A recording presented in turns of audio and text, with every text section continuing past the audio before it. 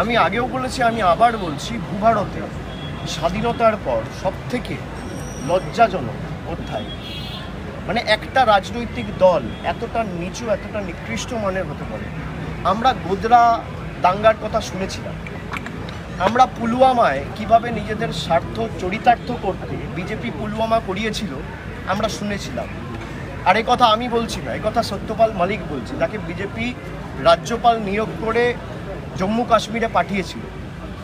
সে যখন রাজ্যপাল ছিল সে বলছে যে কেন্দ্র সরকারের কাছে তথ্য ছিল, আগে থেকে ইন্টেলিজেন্স ইনপুট ছিল, তাও এরা কোনো ব্যবস্থা নেয়নি। 40 জন শহীদকে তাদের জীবনের বলিদান দিয়ে নরেন্দ্র মোদী ভারতবর্ষে এদের নামে ভোট চেয়েছে। আমরা গোদরা শুনেছিলাম, আমরা পুলওয়ামা শুনেছিলাম, আমরা সন্দেশখালি দেখলাম। চোখে দেখা এক জিনিস, কানে শোনা এক জিনিস।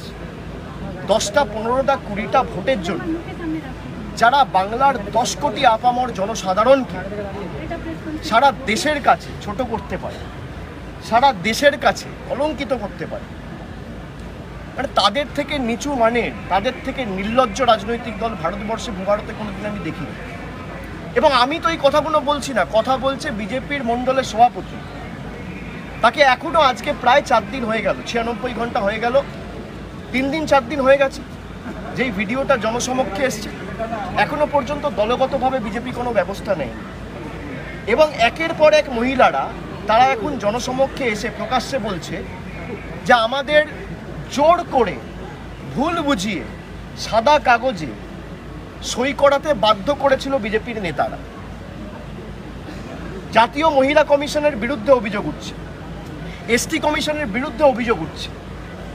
আজকে সারা বাংলাকে যেভাবে ছোট করেছেন আপনারা দেশের সামনে, পূর্ব পরিকল্পিত ষড়যন্ত্র এবং চক্রান্ত করে 2000 টাকার বিনিময়ে বাংলার 10 কোটি মানুষের মর্যাদা সম্মান আপনারা দিল্লির বুকে বিক্রি করেছেন। এর থেকে লজ্জাজনক কী হতে পারে?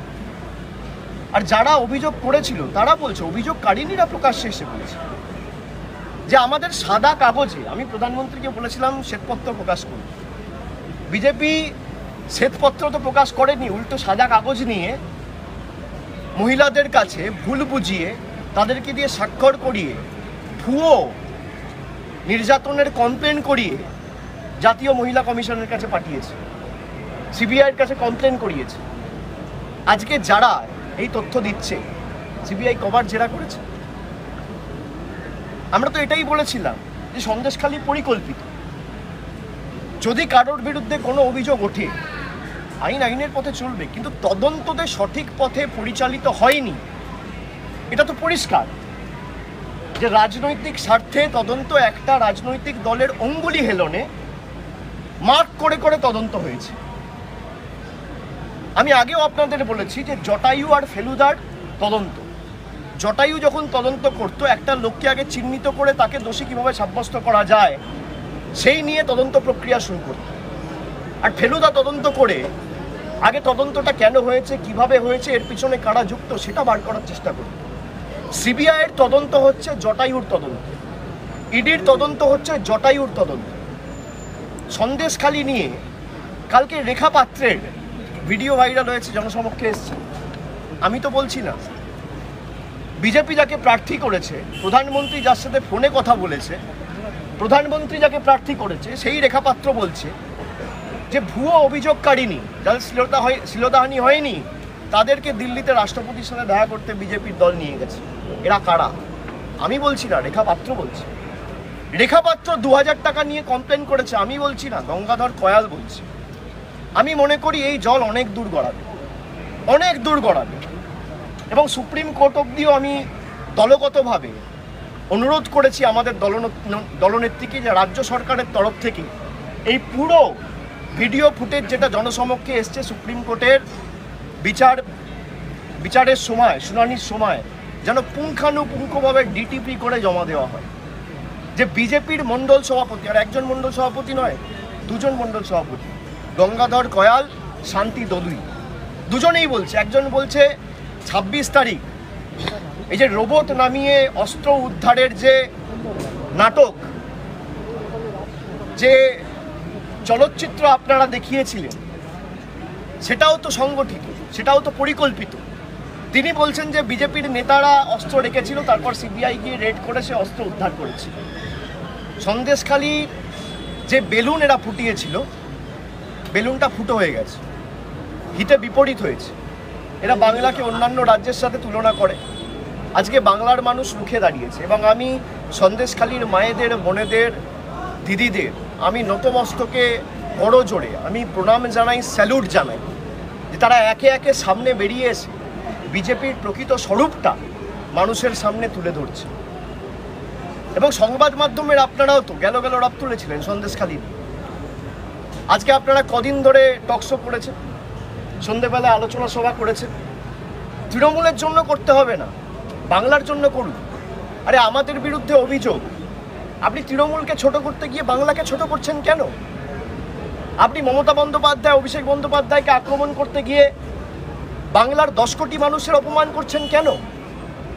আপনার ইডি, সিবিআই, আপনাদের রাগ তো, আক্রোশ তো আমাদের উপর। আমরা তো আইনি পথে লড়ছি, আমরা আগামী দিনেও লড়ব। কিন্তু 10 কোটি মানুষের কাছে, 10 কোটি মানুষের সম্মান আজকে আপনারা 140 কোটি মানুষের সামনে এই যে ছোট করলেন, বাংলাকে বদনাম করলেন, খালি নির্বাচনে ফায়দা লুটবেন বলে। আমি বলছি না, আমি গোর্ধার কথা শুনেছিলাম যে বিজেপি নির্বাচনে ফায়দা লোটার জন্য দাঙ্গা করায়। আমরা শুনেছিলাম পুলওয়ামার কথা, আমরা চোখে দেখলাম সন্দেশখালী। আর এই তথ্য অভিযোগ তৃণমূল কংগ্রেসের কোনো সমর্থক করেনি, বিজেপির পদাধিকারীরা করেছে, রেখাপাত্র করছে, গঙ্গাধর কয়াল করছে, শান্তি দলুই করছে। এমনকি যে মহিলার বিরুদ্ধে অভিযোগ, সেও বলছে আমি জানি না, আমাকে দিয়ে জোর জবরদস্তি স্বাক্ষর করে দিয়ে চলে গেল। আমরা প্রধানমন্ত্রীকে বলেছিলাম শ্বেতপত্র প্রকাশ করুন, উনি সাদা কাগজ প্রকাশ করেছেন ঠিকই, কিন্তু সাদা কাগজ প্রকাশ করে মহিলাদের কাছে গিয়ে সেই সাদা কাগজে স্বাক্ষর করিয়ে ভুয়ো কমপ্লেন দিয়ে বাংলাকে কালিমালিপ্ত, কলঙ্কিত করার যে প্রচেষ্টা, সেটা আজকে মানুষের কাছে পরিষ্কার। এবং আমি বিশ্বাস করি এর জবাব মানুষ ভোট বাক্সে দেবে। মানুষ আর যাই হোক, আপনি তৃণমূলের প্রতি যা বলার বলুন, কিন্তু বাংলার প্রতি অন্যায় সহ্য করবেন না। আমরা তো বাংলা বিরোধী বলতাম টাকা আটকে রেখেছিলেন, আমরা বাংলা বিরোধী বলতাম আপনি ঈশ্বরচন্দ্র বিদ্যাসাগরের আবক্ষ মূর্তি ভেঙেছিলেন, আমরা বাংলা বিরোধী বলতাম আপনাদের সভাপতি সুকান্ত মজুমদার স্বামী বিবেকানন্দকে অজ্ঞ বামপন্থী প্রোডাক্ট বলে। আমরা বাংলা বিরোধী বলেছি আপনারা আবাসের টাকা আটকে রেখেছেন বলে, গরিব মানুষের 100 দিনের টাকা আটকে রেখেছেন বলে। আজকে মানুষ বুঝতে পারছে যে এদেরকে বাংলা বিরোধীর তকমা এই কারণে দেওয়া হয়েছে, এই কারণে আমরা বাংলা বিরোধী বলছি। তার কারণ খালি নিজেদের স্বার্থ চরিতার্থ করতে 20, 22টা 25টা ভোটের জন্য 1%, 2% ভোট কী করে বাড়ানো যায়, 2টো সিটে বাড়তি অ্যাডভান্টেজ কী করে পাওয়া যায়, বিচার ব্যবস্থার একাংশ, সংবাদ